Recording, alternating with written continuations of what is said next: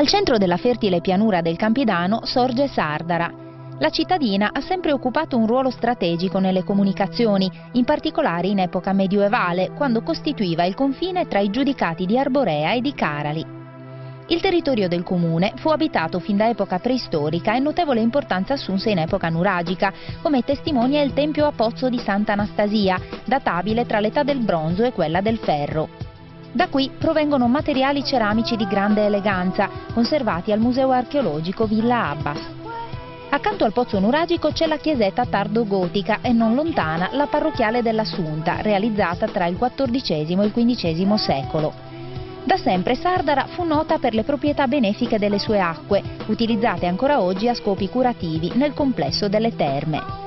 Il paese, insieme ad Aggius, Laconi e Gavoi, ha ricevuto nel luglio 2005 la bandiera arancione del Touring Club, destinata alle piccole località dell'entroterra, che si distinguono per un'offerta di eccellenza e un'accoglienza di qualità.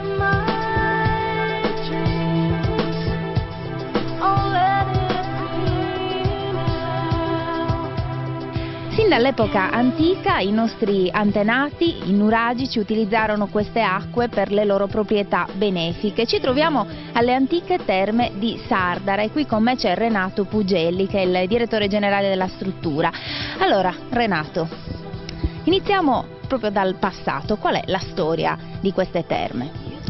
Allora, come dimostrato dalla presenza di questo nuraghe e dalla presenza di altri nuraghi e altri ritrovamenti di età nuragica, l'utilizzo delle acque il primo utilizzo delle acque risale a quell'epoca lì.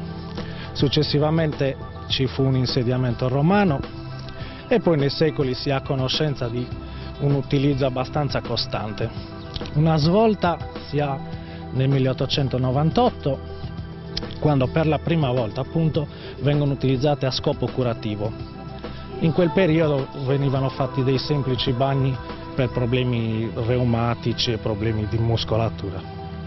Un'altra svolta importante si ha negli anni 50, quando l'attuale società di gestione rileva il complesso, inizia una importante opera di ristrutturazione e di ammodernamento che si conclude con la costruzione di un nuovo stabilimento termale. Renato, quali sono le proprietà terapeutiche di queste acque?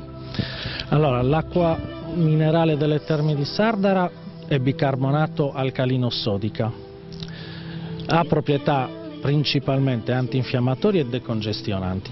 Quindi a seconda delle metodiche utilizzate trova indicazioni nelle patologie reumatiche, in particolare per l'artrosi, rallentamento dell'evoluzione della patologia, oppure per patologie dell'apparato otorinolaringoiatrico, quindi sinusiti, riniti, faringiti, tutte le patologie dove la componente infiammatoria è presente, componente infiammatoria e dove è necessaria anche un'azione decongestionante, mucolitica e fluidificante. Ecco, queste acque sono calde, che temperatura hanno? Sgorgano a temperature comprese fra 55 e 65 gradi a seconda delle sorgenti. Benissimo, grazie Renato. Amici, adesso guardate questo momento dedicato alla musica con la corale di Sardara.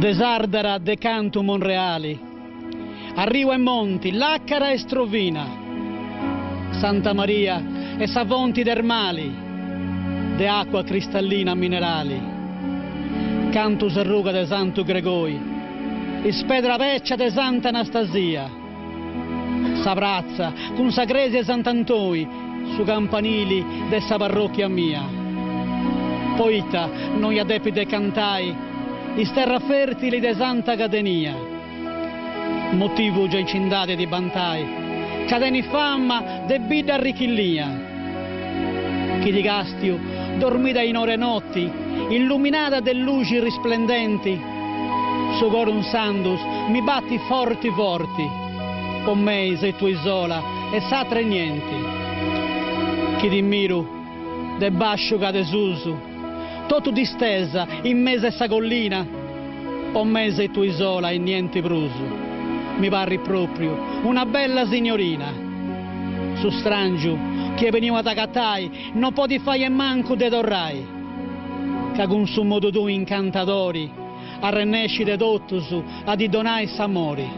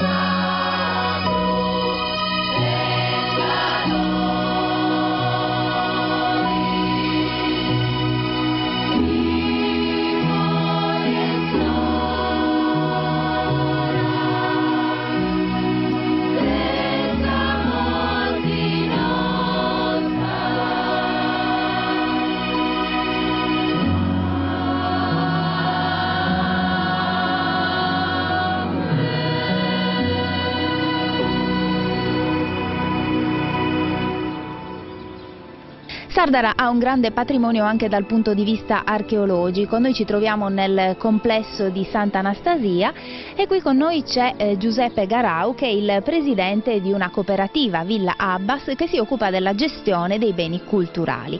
Allora Giuseppe, iniziamo a descrivere un po' questo complesso. Ma il complesso archeologico di Sant'Anastasia deve la sua importanza al Tempio a Pozzo.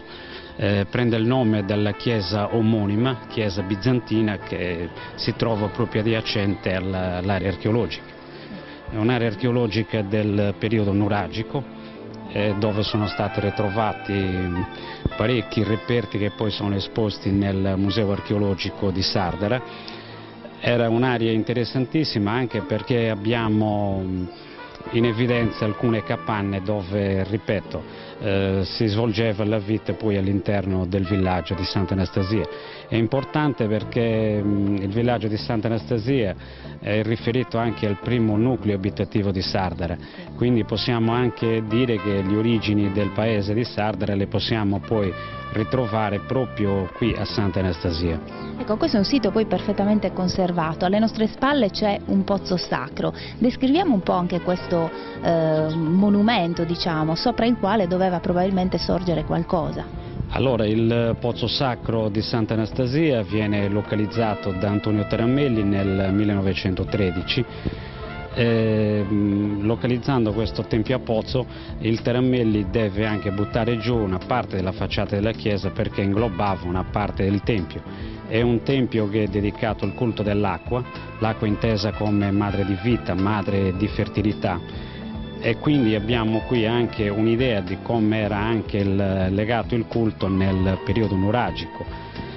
È un pozzo che, a differenza di altri templi a pozzo che si trovano in Sardegna, è stato edificato utilizzando ancora i grossi blocchi in pietra, e troviamo anche delle vene d'acqua perché in effetti loro costruiscono il loro tempio a pozzo proprio su una sorgente d'acqua, e comunemente noi la chiamiamo anche la Fontana dei Dolus o la Fontana dei Dolori, perché si era convinti che l'acqua che stava all'interno del pozzo aveva delle proprietà curative, quindi ci si immergeva all'interno per trarne beneficio. All'interno di questo tempio a pozzo è stato ritrovato anche un versatoio in ceramica che è esposto al Museo archeologico sempre di Sardara. Qui c'è una bellissima chiesa. Sì, è una chiesa, come ho detto prima, che inglobava una parte del Tempio a Pozzo, è una chiesa comunemente definita bizantina ed è legata proprio al culto di Sant'Anastasia, anche se ormai si tende più a pensare che sia la chiesa dell'Anastasis, legata proprio alla resurrezione, quindi al culto pagano del culto dell'acqua come rigenerazione si sovrappone il culto cristiano della resurrezione, inteso come Anastasis. Benissimo, io ti ringrazio molto Giuseppe. Amici, adesso dall'archeologia passiamo al folk, guardatevi questa esibizione della Corale.